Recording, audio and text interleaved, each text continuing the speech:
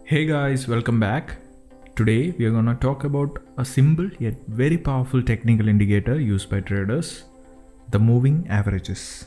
So this is a comprehensive video on moving averages concept, and we will be covering everything from number 1, what are moving averages and their importance or uses, which is actually very important to know before actually making use of this indicator for trading. And number 2, we will understand the importance of trading in areas of values. Every trader needs to be aware of areas of values to actually take profitable trades on a consistent basis. And number 3, you will learn to identify trends using moving averages. And finally, number 4, we will talk about 3 moving averages strategies over different time frames and watch trade examples for each case, where I will be mentioning about entries, exits, stop losses and everything. So let's get right on to the business without wasting much time. And if you find this video useful, drop a like and feel free to subscribe to this channel for more such amazing videos.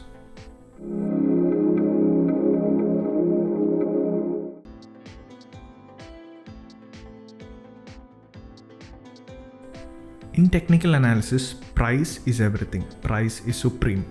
But while trading with the help of technical analysis, only price is not enough to understand the market sentiment. So to get a better picture of the market, traders use different types of indicators, of which moving averages plays a very pivotal role. Let's understand why moving average is such a useful and important indicator. We all know what an average is, right? And we all know how to calculate an average. Simply put, an average is the sum of observations divided by the number of observations. For example, let's consider 5 closing prices, which are our observations. Let these prices be 1, 2, 3, 4 and 5. The average of these prices is the sum of observations, that is 15, divided by the number of observations, that is 5, which gives us 3. Now let us consider a new entry, that is 6 is inserted into this observations. So the total number of observations becomes 6 and the value becomes 21. And now if we calculate the average, we get a different value. If we observe closely, every time a new value is being added, the number of observations also changed, so as to find the average value. But in case of moving averages, when a new observation is being added, the oldest observation or the oldest value is eliminated or is forgotten, which simply means that the number of observations always remains constant. So if we reconsider the previous example, when we included 6 in the equation, we have to remove 1, which was the oldest value, so that the number of observations remains 5. If you observe closely, in this method of finding averages, we are actually giving equal weights to each of the value. Since we are dividing it by 5, each observation gets 0.2 weightage. This is a simple moving average. Now, what happens if we give more priority to the latest value being added? Then the average becomes more sensitive to the latest price, right? This is the concept that we use in case of weighted or exponential moving averages, where the latest prices are given more priority. Now let us come to the part where we talk about the importance of moving averages. One of the prime uses of moving averages is that it smooths out prices by filtering out the noises created by random short-term price fluctuations.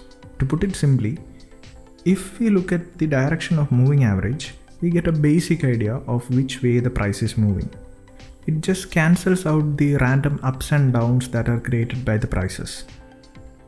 If the moving average line is angled up, the overall price is moving up.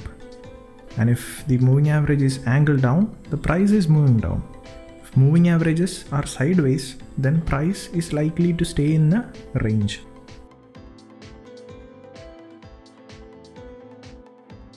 A moving average can act as a dynamic support or resistance, which is an area of value. An area of value is a zone where the likelihood of a price action, such as reversal, a pullback, or even a breakout, is high.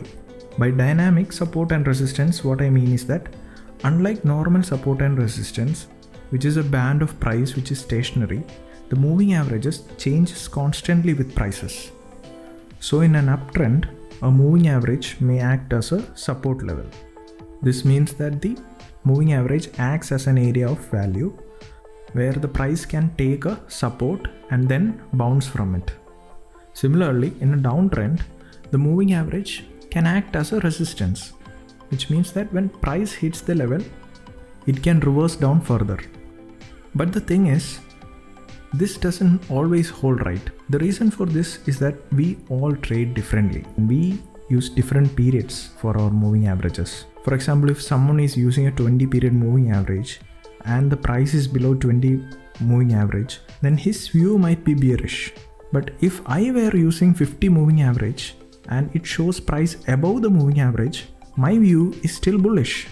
So the view depends on the type of trader we are.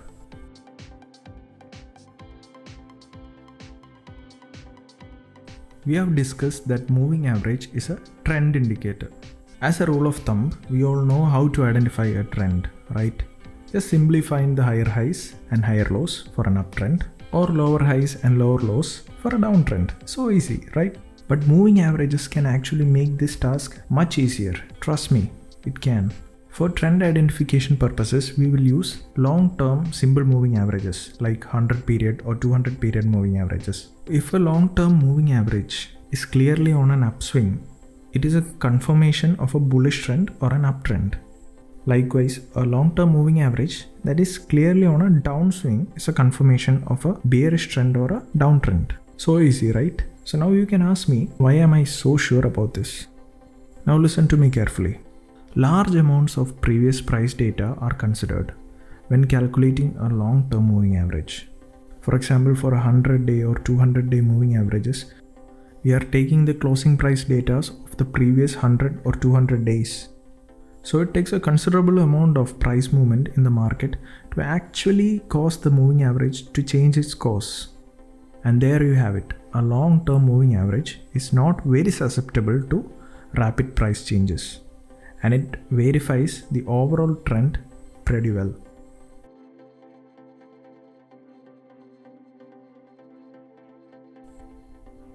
In the first method, we will be talking about moving averages acting as areas of dynamic supports and resistances. Generally speaking, moving averages can provide support in an uptrend, and also they can provide resistance in a downtrend. So if the price is too far away from the moving average, it has this inherent property of coming back to the average line. This idea of pullback to the moving average line, or the idea of mean reversion, is what we are going to trade. In the first case, when the price stays above the moving average and it pulls back to the moving average, the price will take a support at the moving average line and it will then bounce back up. So we can enter a long trade when the price pulls back and reverses from the moving average line. But while taking a long trade, look for price action candle confirmations such as bullish pin bars or bullish engulfing candles before taking the trade. Similarly, when the prices are below the moving average, the line will act as a dynamic resistance zone and the price will pull back and further drop down from this zone. Short trade entries are to be taken after confirmations with a bearish pin bar or a bearish engulfing candle when the price pulls back to the moving average line and then reverses. Even though this method can work with shorter period moving averages like 20 period moving averages, the dynamic support and resistance provided by moving average of longer time frames or longer time periods are much more readily apparent, which means that 50 period or 100 period or even 200 period moving averages provide a stronger support and resistances for the price.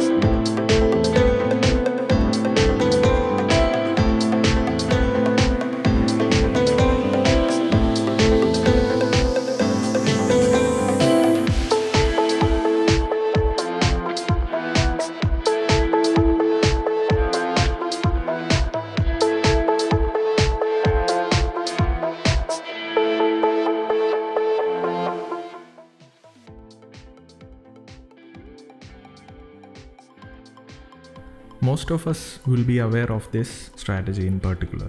So the crossovers requires the use of at least two moving averages of varying lengths on the same chart. The two moving averages should be of different time frames or periods. So let us take an example of 50-day moving average, which is a medium term moving average, and 200-day simple moving average, which is a long term moving average. In short, the trading signals or potential trading opportunities occurs when the shorter term moving average crosses above or below the longer term moving average. The shorter term moving average is also the fast moving average, while the longer term moving average is the slow moving average. A bullish crossover is said to occur when the shorter moving average crosses above the longer moving average. On the other hand, a bearish crossover occurs when the shorter term moving average crosses below the longer term moving average. Even though this is a very popular strategy, it is important that the trader realizes the shortcomings in these signals. The crossover system is created by combining not just one but two lagging indicators. The result, both of these indicators react only to what has already happened, and thus they are not designed to make predictions. But on the upside, the moving average crossover system definitely works in a trending market. But in a choppy or sideways market, the system will generate a large number of fake signals. So it is advised only to use this strategy in a trending market.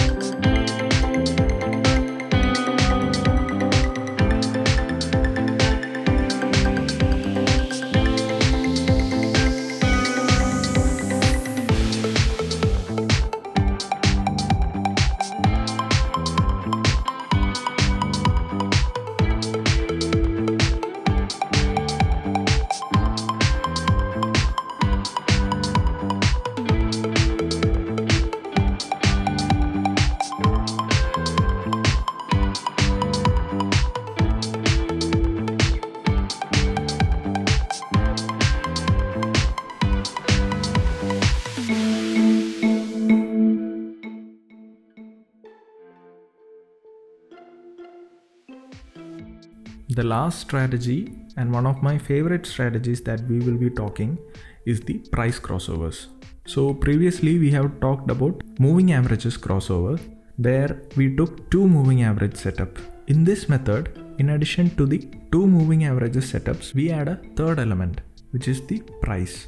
So therefore the setup is known as price crossover. So with a price crossover strategy, you have to start with two moving averages of different periods. Basically, we use the longer term moving average to confirm the long-term trend in the market.